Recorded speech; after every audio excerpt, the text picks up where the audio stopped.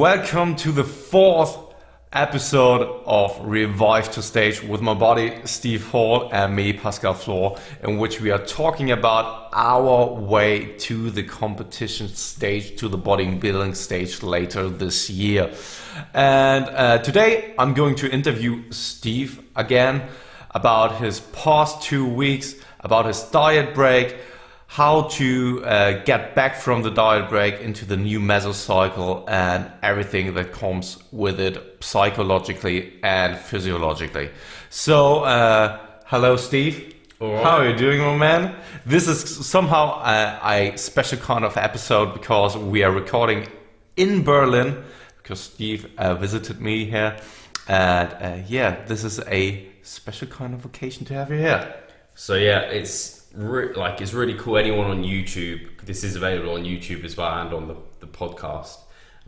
It's pretty cool to be able to, the fact we're so close, but we work online, and it's been really cool because I've never traveled, flown on my own. I don't like flying particularly. I don't really like traveling.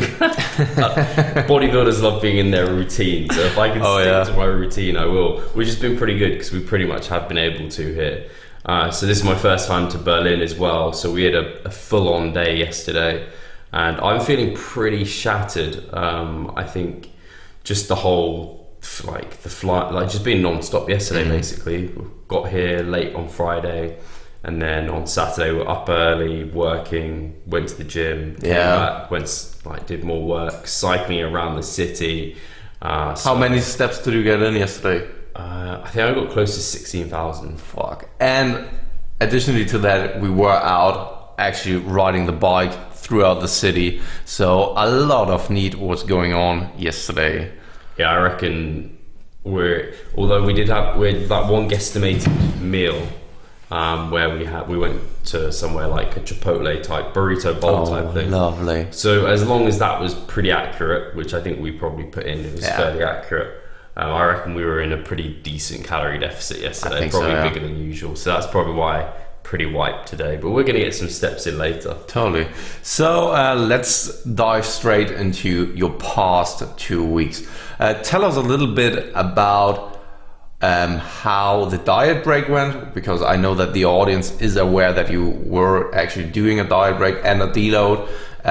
Just give us a little bit of overview how that diet break went, if you faced any kind of struggles there, and how you felt actually. So going into the diet break, I didn't necessarily feel like I needed it. I'd only been dieting 4 weeks. However, I know it was kind of what I needed, and I was like we discussed before, kind of expected to see a drop in weight. In fact, my first weigh-in through the week was like the heaviest weight. Like the first 2 weigh-ins were super heavy. They were heavier than what I began my actual prep weigh-ins at. Through the week, however, they started coming down slightly, but not below like last week's average. And then the diet break itself, it was a bit weird because I was so used to having my structure. My day-to-day eating is pretty much always the same. So going into that, I was a bit kind of apprehensive. First day, I didn't plan out that well, and I remember saying to Charlotte, my girlfriend, kind of like, I don't really like this. I feel more hungry than usual, which is really weird considering I went from kind of 2,300 calories to 3,000. So it was like a 700 calorie increase. You would not think I'd feel more hungry, but I was, and my sleep during kind of my overreaching week wasn't great, and that kind of everything just kind of got better through the week. So initial stages were a bit uncomfortable. I was very tired. Just going to the gym, doing the deload sessions was enough, and these were super kind of like super deload, like they were very, very easy. I think the way I structured my deload was to have I used the loads that I used in my first week of training and did it for half the number of sets, but for the same reps. So it's like RPE 7s with like hardly any volume. So it was super easy, super light. And then the second half of the week was even easier than that. The weight was even lighter. So mainly a volume decrease. But yeah, just generally it was a bit of I just felt very wiped out that week, and like it was needed. I couldn't have pushed on. Like if I tried, and this is, I don't know if we've spoken about it before, but you kind of take your deload and your diet break before you think you need it, because when you need it, it's too late. So I think if I had tried to push for another week, I definitely would have needed it big time the week after, and in fact that meant I needed it when I took it. So I think it did exactly what I needed it to do. Charlotte was away a lot of that week, so I was kind of left to my own devices, and because my training, I normally do AM and PM sessions, but I had such little training so I could fit it all into one, and I didn't train at the same times. I kind of was like, I can be really flexible, I can just train whenever I feel like, and just breaking my routine I felt like didn't really help with the entire process. But yeah, it was just, I had so much free time, and like just so much happened, and so I was just scheduling some podcasts to do. I think I went on to 2 people's podcasts. I think I did 2 podcasts that week here.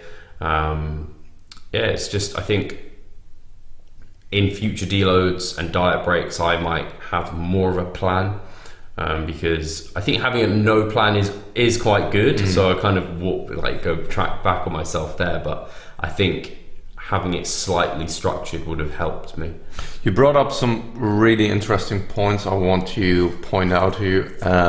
For example, the fact that you are saying that you were kind of overwhelmed with all the time and all the energy you got left, that you didn't have a clear structure. How did that show itself in regards to your stress levels? So that week, in fact, I have to be honest, throughout my entire contest prep, I haven't felt particularly stressed. I'm a bit strange in that I feel when I do get stressed, like it's a sudden burst. It's not like a constant just stress.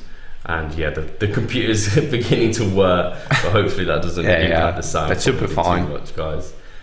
So yeah, I'm kind of like this person. I'm very, very, very steady, and then I'll just react. I'll outbursts, really random. It'll be really small things. Charlotte, she'll almost laugh at me for the. It's kind of like, for her, it's like, what the hell? Like you've just had an outburst at the smallest little thing. But normally, I just don't get stressed. But the actual physical stress and kind of the psychological stress of knowing I have to go to the gym twice a day, that in itself going is huge. I think that having that reduction in stress would have been huge. But actually, something really interesting to note is the first few days of my diet break and deload, I had edema. So for those who don't know, it's kind of like I had, what was they called? Cankles.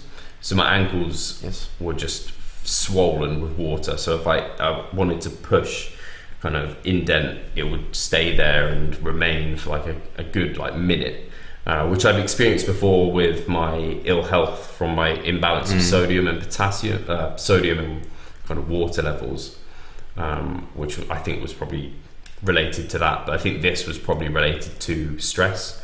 And I had it in my previous contest prep when I dieted for a long period of time without any breaks. I had this edema I just couldn't get rid of.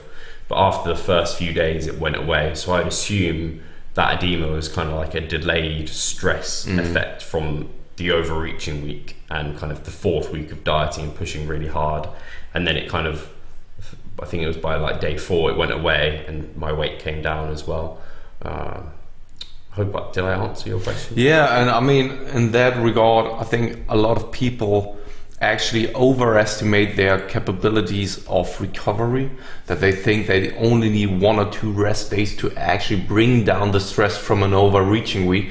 And I know, as you mentioned already, that you really pushed your limit and you couldn't have pushed any further, which then causes you to take a longer time off or take a really light weight to actually bring the stress levels down. And it just shows that in the first weeks where your body was able to recover, you were still holding on to a lot of water, which is most often a sign for still a high level of fatigue and stress.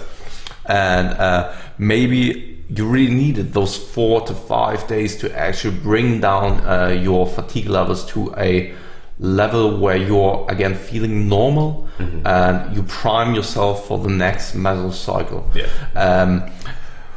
What I would like to know is actually, you told us about your unstructured day, and we as a powerlifter, as powerlifters and bodybuilders, we are most often in a situation where we like to control our whole day and have a set structure throughout the whole day, week and month, and even maybe sometimes years, where everything is laid out, and if something comes up, it stresses the shit out of us. And in regards now to your diet break and the week which you experienced, that your girlfriend wasn't at home, you needed to change up your training, so you were only training in the morning and not AM and PM, so your whole schedule of the day was kind of switched. Did it cause a lot of stress for you, or did you actually embrace it the later the diet break went on to? Because I could imagine that it's kind of, you need to get used to it first, transition over, and really embrace and accept that you're now on a diet break to actually bring down the fatigue.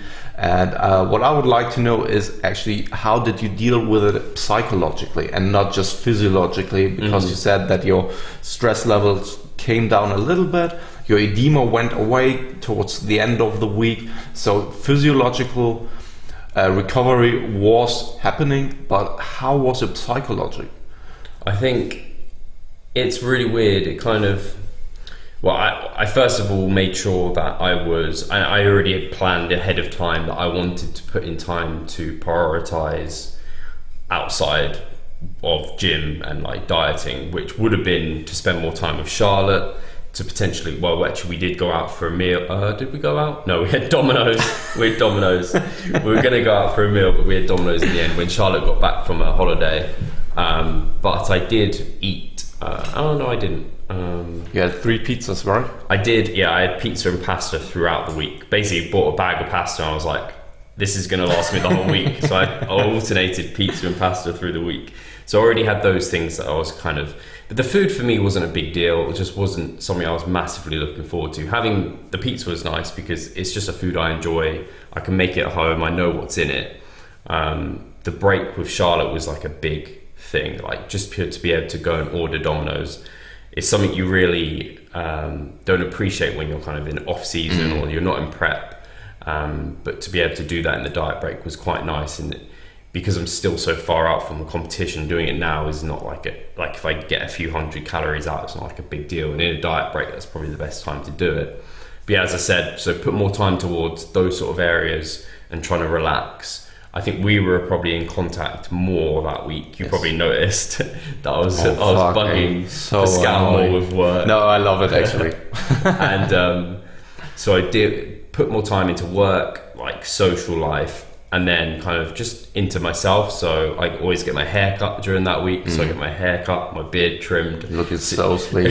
So you'll notice at the end of my overreaching week, I'm looking a bit ragged, hairs all over the place. So I take some time to like appreciate myself. And I also deloaded from caffeine, which I think initially was a stress because I was so used.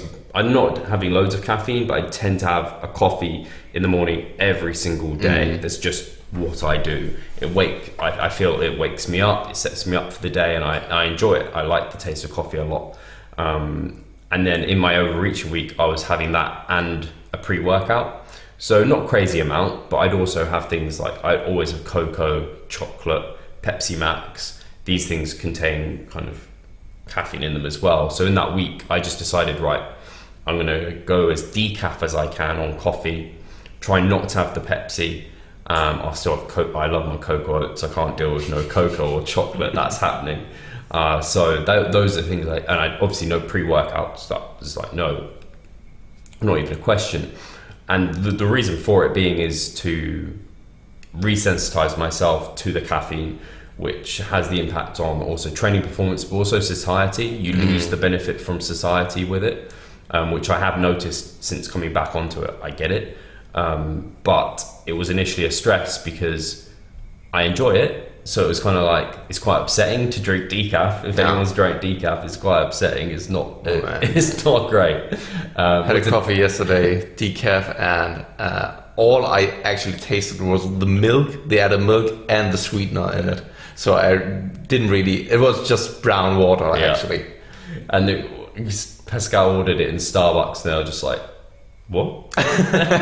You want a decaf Americano? I've ordered decaf cappuccinos and things like that, but decaf. Anyway, so yeah, I just, initially it was a stress because I do go to coffee shops, sit down, relax with a coffee, and I find that really relaxing. But we know caffeine causes that kind of, it takes us out of that parasympathetic state. So it puts us into kind of fight and flight, and it's not the best state for recovery and stuff. So I was like, okay, it makes sense to deload that. So by the end of the actual week, towards the end, I was like, wow, this is really good, because although I feel really groggy in the mornings, if I go for my walk, come back and have a decaf, by about half an hour later, I feel as if I've had a coffee, like a normal coffee. I didn't feel like I needed it.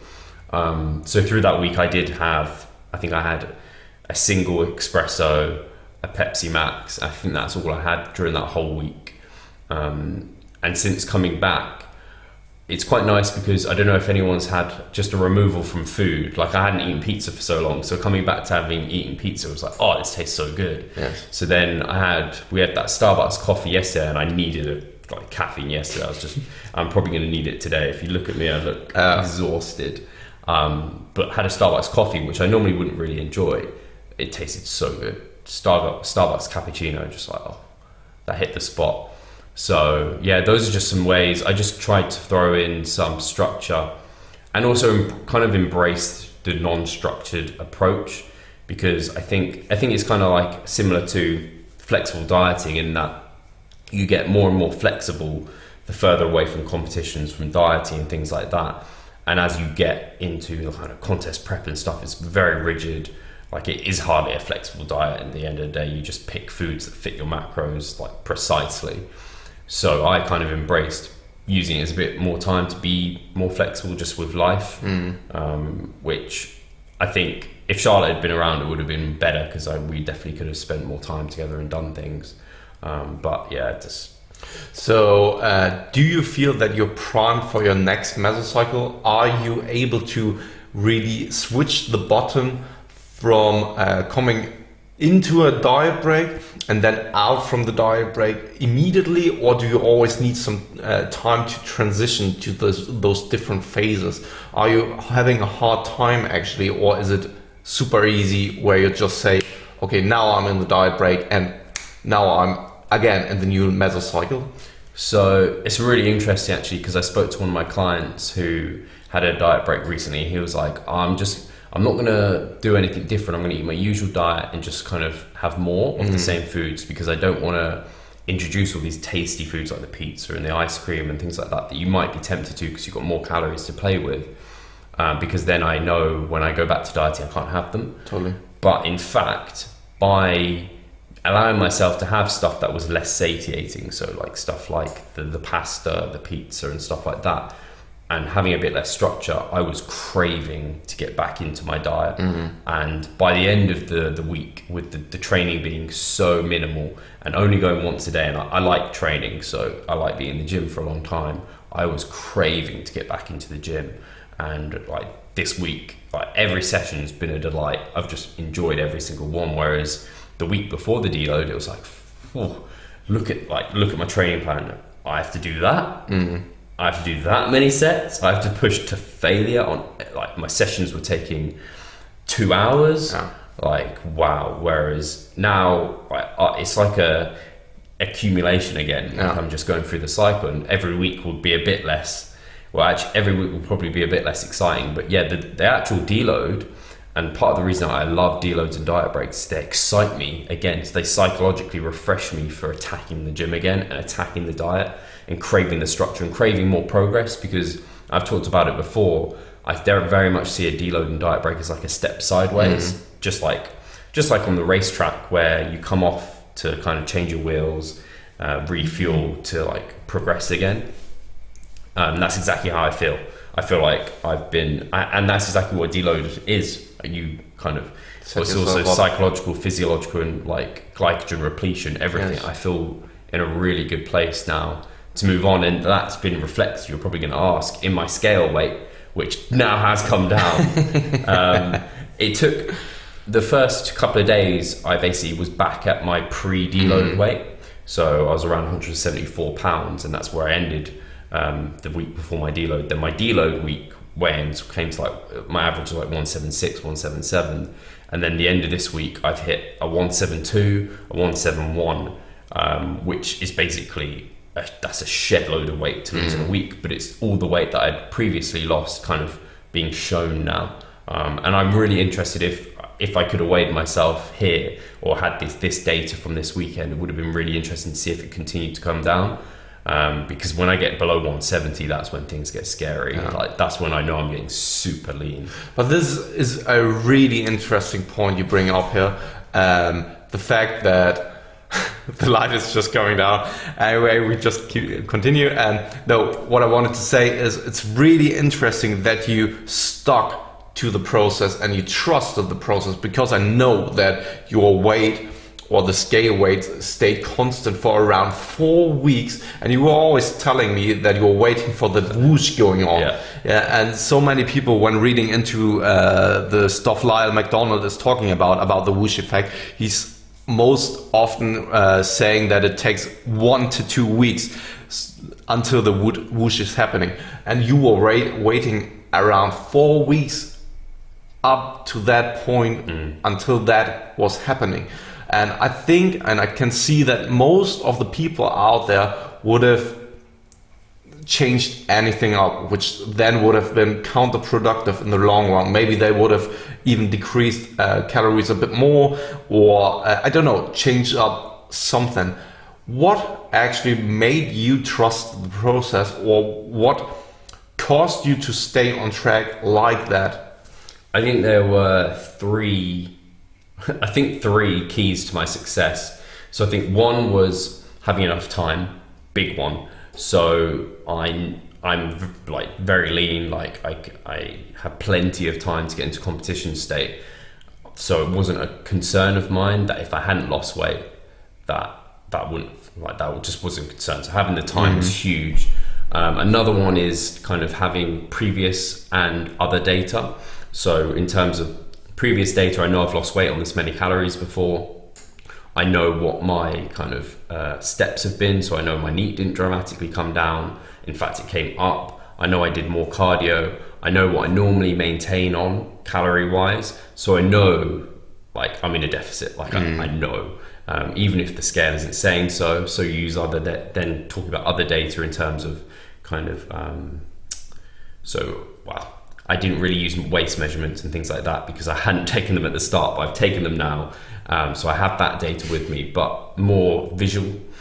So looking in the mirror, obviously leaner. If anyone's been keeping up my progress, like I've only had people telling me I look leaner and bigger. So those are only two very good things.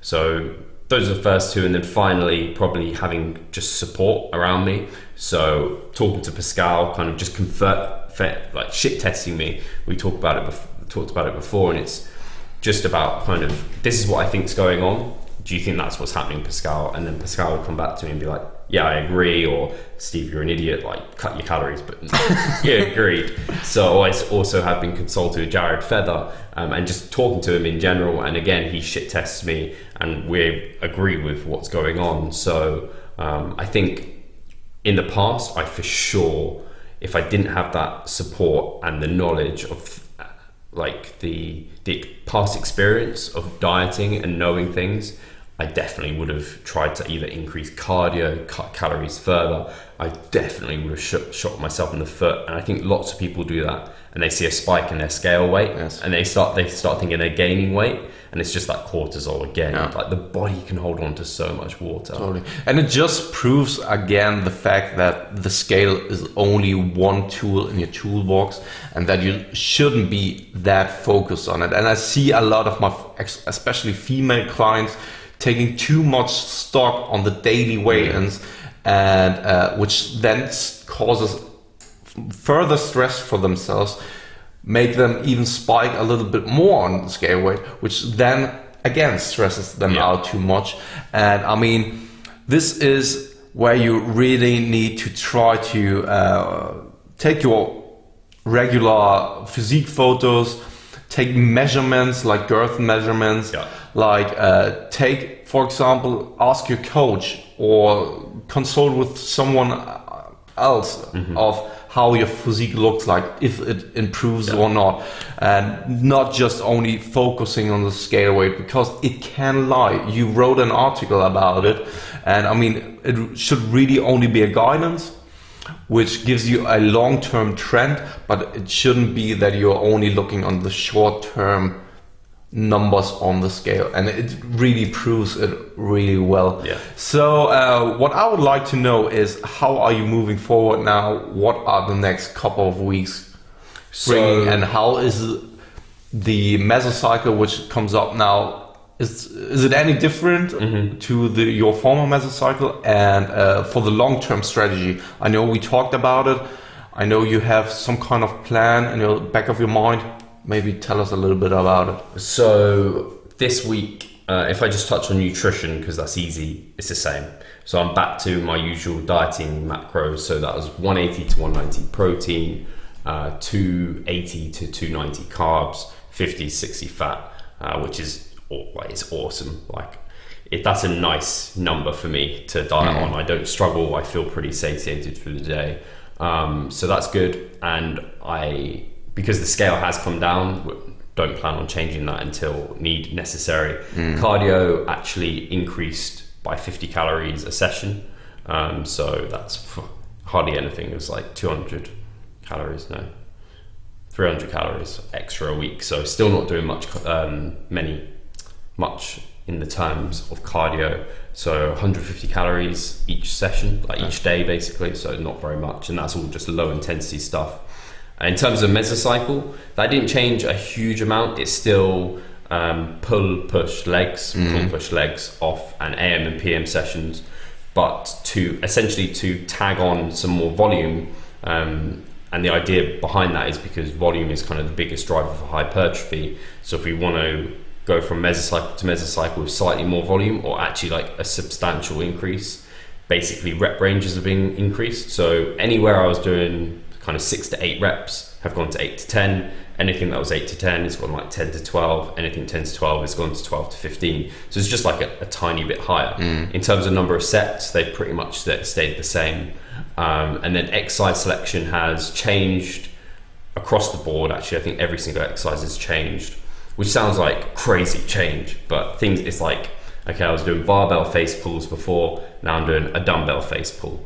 I was doing a dumbbell upright row, barbell upright row, now it's a dumbbell upright row. I was doing high bar squats in flats, now I'm doing high bar squats in heeled shoes with a slightly closer stance. I was doing sumo deadlifts, now I'm doing hex bar deadlifts, which is a new one for me. So it's only very small variant on the exercise, and normally the variant is something that is slightly more favorable towards a slightly higher rep range.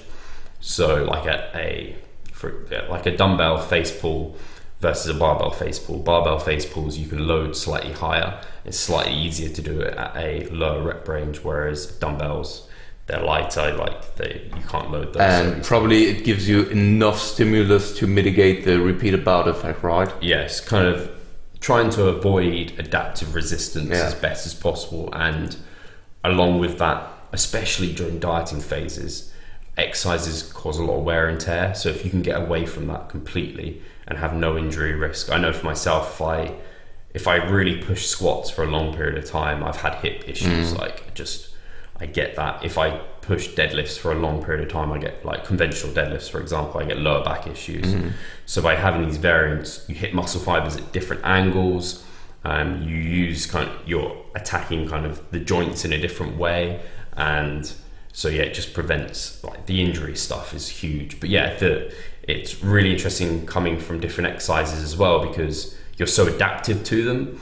So I get a lot of people who I program for as well get quite sore in the first week, even though the volume's so low, the intensity is actually quite low.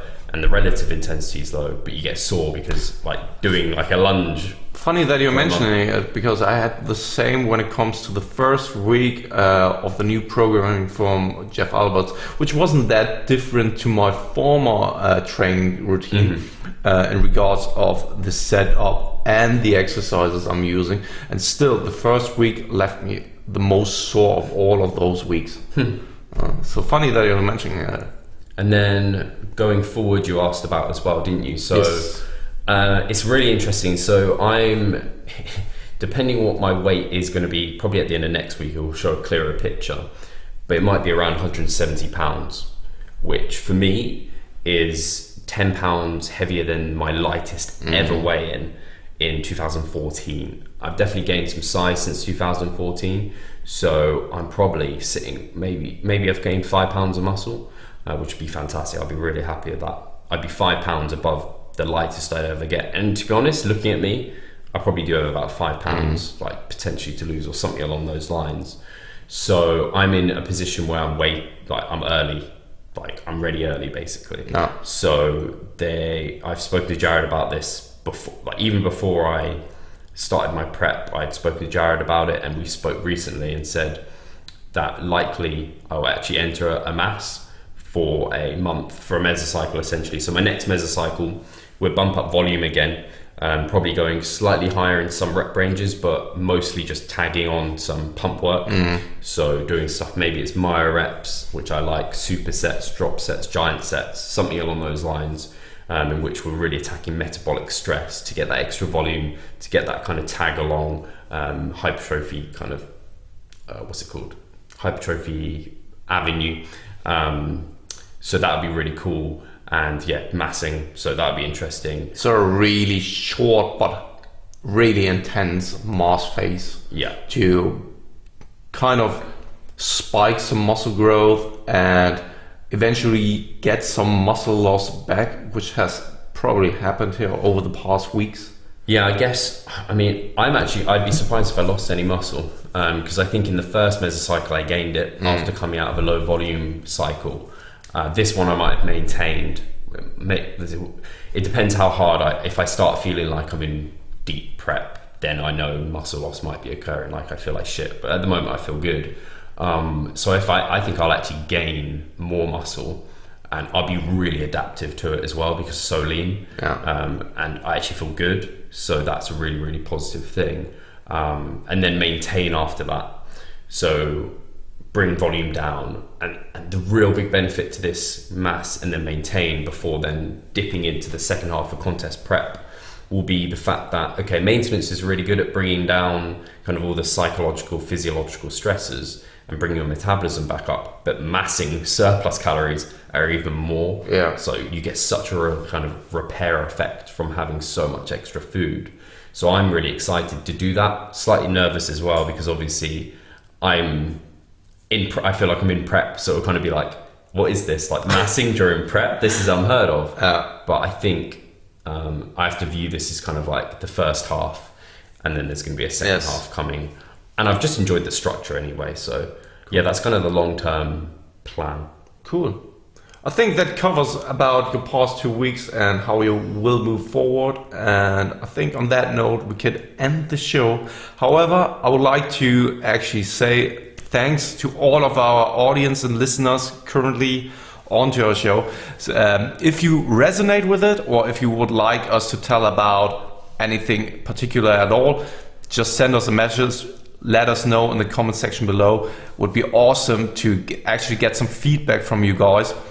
And maybe you can tell something about an upcoming event, Steve? Yeah, so definitely, guys, you want to be sure to be checking out the Revive Stronger website, because we have Mike Israetel coming out to the UK end of May, which would be really exciting, fantastic. He's doing a hypertrophy seminar going over the principles of muscle hypertrophy, and he said on the podcast before, if you listen to the Q&A, this is in-depth stuff. This isn't stuff that you'll have heard before. This is kind of real nitty-gritty stuff you really want to know. You'll also be able to have the opportunity to take photos with the big man, ask him questions, and we also have the VIP day, in which only 10 people are going to be joining me and Pascal and obviously Mike in the gym, and he's going to be going over your form. He's going to be talking about kind of different metabolite techniques. Everything just super exciting, super fun day. Asking questions, get a pump with him. So that's really exciting. So the actual seminar is the 27th and 28th of May. Yes. Tickets go on sale on the 31st of this month. So there's early bird tickets and the VIP tickets go on sale. So they're both limited. Early bird tickets are only on sale for 2 weeks. VIP tickets, there's only 10. And I've already been contacted by several people who are interested. So those are going to go really quick, which is really cool. But apart from that, I don't think there's anything else I want to add. No. No. On that note, cheers guys. Cheers guys, take care.